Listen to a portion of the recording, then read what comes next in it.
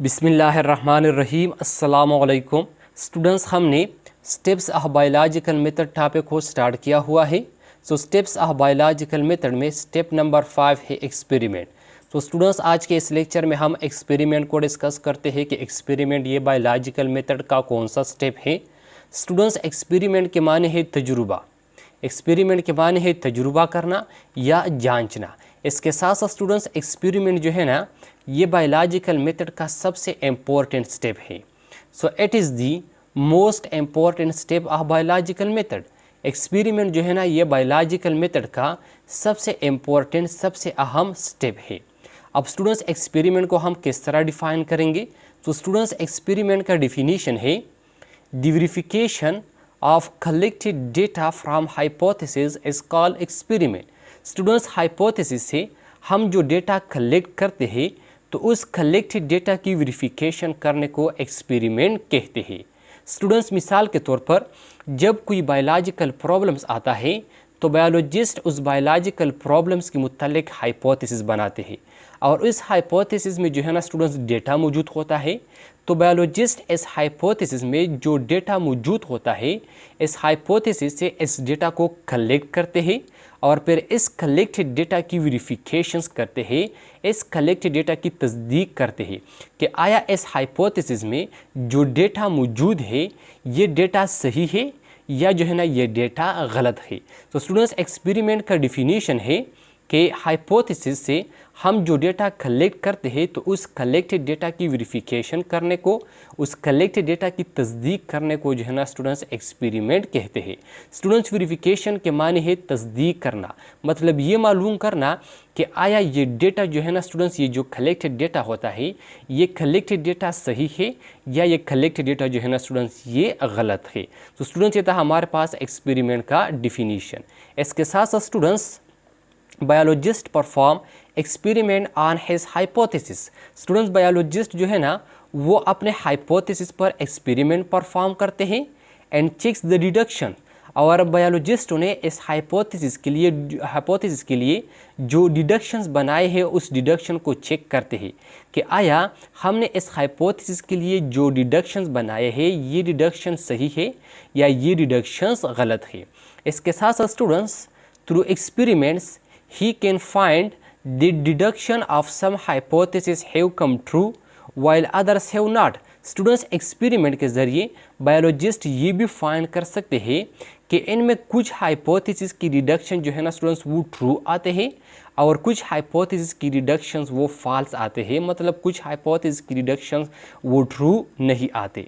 इसके साथ साथ students, in this way the hypothesis are proved as true और फॉल्स। स्टूडेंट्स, इस एक्सपेरिमेंट के ज़रिए ये जो है ना प्रूव होता है कि आया ये हाइपोथेसिस हमारे पास ट्रू है या ये हाइपोथेसिस जो है ना हमारे पास फॉल्स है।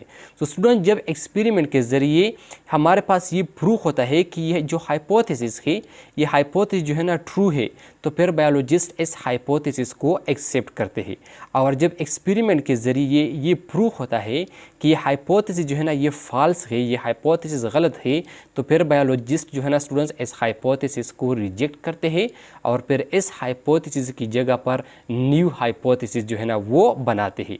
अब स्टूडेंट, जब एक्सपेरिमेंट के ज़रिए ये प्रूव हो जाता है, ये साबित हो जाता है कि ये हाइपोथेसिस जो है ना ये ट्रू है, ये हाइपोथेसिस सही है, तो फिर बायोलॉजिस्ट इस हाइपोथेसिस के लिए न्यू डिडक्शंस बनाते हैं और फिर इस पर मज़ीद एक्सपेरिमेंट परफॉर्म करते हैं और इनका जो करेक्टनेस होता है, इस हाइपोथेसिस का जो करेक्टनेस होता है, इनकी इस करेक्टनेस को कंफर्म करता है। तो students, biologist makes new deduction from the accepted hypothesis. Students, biologist जो है ना जो एक्सेप्टेड हाइपोथेसिस है, इस एक्सेप्टेड हाइपोथेसिस के लिए न्यू डिडक्शंस बनाते हैं, देन परफॉर्म फर्दर एक्सपेरिमेंट और फिर इस पर मज़ीद एक्सपेरिमेंट परफॉर्म करते हैं and confirm the correctness of hypothesis. और इस हाइपोथेसिस का जो करेक्टनेस होता है, इस हाइपोथेसिस की इस करेक्टनेस को कन्फर्म करता है। इसके साथ साथ students, when the hypothesis comes false, student जब एक हाइपोथेसिस गलत साबित हो जाता है, जब एक हाइपोथेसिस जो है ना वो फॉल्स आ जाता है, then biologist makes new hypothesis, तो फिर बायोलॉजिस्ट जो है ना न्यू हाइपोथेसिस को बनाते हैं एंड देन टेस्ट देम, और फिर उस न्यू हाइपोथेसिस को टेस्ट करते हैं। इसके साथ साथ students during experiment biologist arrange 2 groups. Students experiment के दौरान बायोलॉजिस्ट जो है ना वो 2 ग्रुप्स को अरेंज करते हैं। मतलब एक्सपेरिमेंट के दौरान, तजुर्बे के दौरान बायोलॉजिस्ट जो है ना स्टूडेंट्स वो 2 ग्रुप्स को बनाते हैं। इनमें एक ग्रुप्स होता है एक्सपेरिमेंटल ग्रुप का और दूसरा ग्रुप होता है कंट्रोल ग्रुप का। अब स्टूडेंट्स एक्सपेरिमेंटल ग्रुप का काम क्या होता है और कंट्रोल ग्रुप का काम क्या होता है, सो इनको हम डिस्कस करते हैं, इनको हम देख लेते हैं। तो स्टूडेंट्स मिसाल के तौर पर हम प्लांट्स के ऊपर एक एक्सपेरिमेंट करते हैं और प्लांट्स के ऊपर हम ये जो एक्सपेरिमेंट करते हैं, ये प्लांट्स के अंदर जो फोटोसिंथेसिस का प्रोसेस होता है, सो इस फोटोसिंथेसिस की प्रोसेस के लिए कार्बन डाइऑक्साइड की नेसेसिटी को टेस्ट करते हैं कि आया प्लांट्स के अंदर जो फोटोसिंथेसिस का प्रोसेस होता है, ये फोटोसिंथेसिस कार्बन डाइऑक्साइड गैस की मौजूदगी में परफॉर्म होता है या प्लांट्स के अंदर ये फोटोसिंथेसिस का प्रोसेस कार्बन डाइऑक्साइड गैस की बगैर भी जो है ना स्टूडेंट्स ये परफॉर्म होता है। प्लांट्स के अंदर जो है ना इस फोटोसिंथेसिस के लिए कार्बन डाइऑक्साइड गैस की ज़रूरत होती है या प्लांट्स के अंदर इस फोटोसिंथेसिस प्रोसेस के लिए कार्बन डाइऑक्साइड गैस की ज़रूरत नहीं होती।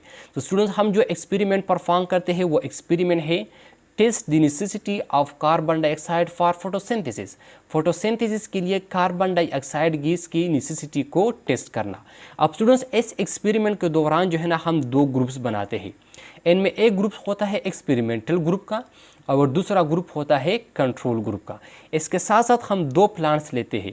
एक प्लांट्स को एक्सपेरिमेंटल ग्रुप वाले को हवाले करता है और दूसरे प्लांट को कंट्रोल ग्रुप वाले को हवाले करता है। अब स्टूडेंट्स जो दोनों प्लांट्स हैं, इन दोनों प्लांट्स को जो है ना स्टूडेंट्स हम वाटर प्रोवाइड करते हैं।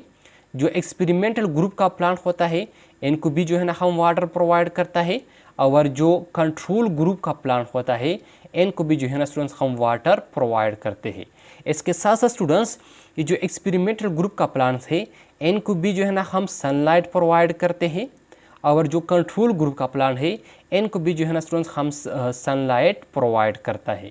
इसके साथ साथ स्टूडेंट्स ये जो एक्सपेरिमेंटल ग्रुप का प्लांट होता है इनको भी जो है ना हम सॉइल प्रोवाइड करते हैं और जो कंट्रोल ग्रुप का प्लांट होता है इनको भी जो है ना स्टूडेंट हम सॉइल प्रोवाइड करता है।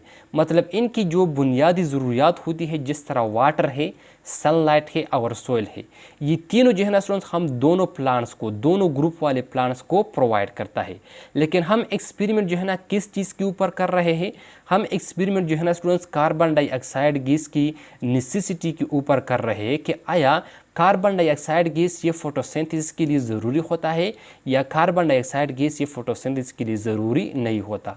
तो स्टूडेंट्स हम जो है ना ये कार्बन डाइऑक्साइड गैस ये जो कंट्रोल ग्रुप वाला प्लांट्स होता है, सो इस कंट्रोल ग्रुप वाले प्लांट्स को जो है ना स्टूडेंट्स हम ये कार्बन डाइऑक्साइड गैस ये प्रोवाइड करता है। लेकिन जो एक्सपेरिमेंटल ग्रुप वाला प्लांट होता है सो इस एक्सपेरिमेंटल ग्रुप वाले प्लांट को जो है ना स्टूडेंट्स हम कार्बन डाइऑक्साइड गैस ये प्रोवाइड नहीं करते। अब स्टूडेंट जब हम ये कार्बन डाइऑक्साइड गैस ये एक्सपेरिमेंटल ग्रुप वाले प्लांट को प्रोवाइड नहीं करते और इस कंट्रोल ग्रुप वाले प्लांट्स को प्रोवाइड करते हैं, तो इस कार्बन डाइऑक्साइड गैस की मौजूदगी में इस कंट्रोल ग्रुप वाले प्लांट्स में फोटोसिंथेसिस परफॉर्म होता है। इनमें क्या चीज़ परफॉर्म होता है, इनमें जो है ना स्टूडेंट्स फोटोसिंथेसिस का अमल होता है और इस फोटोसिंथेसिस के नतीजे में जो है ना स्टूडेंट्स इस प्लांट्स में क्या होता है, इस प्लांट में जो है ना स्टूडेंट जल्दी जल्दी ग्रोथ होता है। लेकिन ये जो एक्सपेरिमेंटल ग्रुप वाला प्लांट होता है, इस एक्सपेरिमेंटल ग्रुप वाले प्लांट्स को जो है ना स्टूडेंट्स हमने कार्बन डाइऑक्साइड गैस प्रोवाइड नहीं किया है, इनको जो है ना स्टूडेंट्स हमने कार्बन डाइऑक्साइड गैस से बचाया है। तो इस प्लांट में जो है ना स्टूडेंट्स फोटोसिंथेसिस का प्रोसेस परफॉर्म नहीं होता। एक्सपेरिमेंटल ग्रुप वाले प्लांट्स में फोटोसिंथेसिस का प्रोसेस जो है ना स्टूडेंट्स ये परफॉर्म नहीं होता और जब फोटोसिंथेसिस का प्रोसेस इनमें परफॉर्म नहीं होता तो फिर जो है ना स्टूडेंट्स इनमें ग्रोथ का अमल जो है ना स्टूडेंट्स वो जल्दी जल्दी नहीं होता। तो स्टूडेंट्स इस एक्सपेरिमेंट से जो है ना हमें ये पता चल जाता है कि कार्बन डाइऑक्साइड गैस जो है ना ये फोटोसिंथेसिस के लिए ज़रूरी होता है।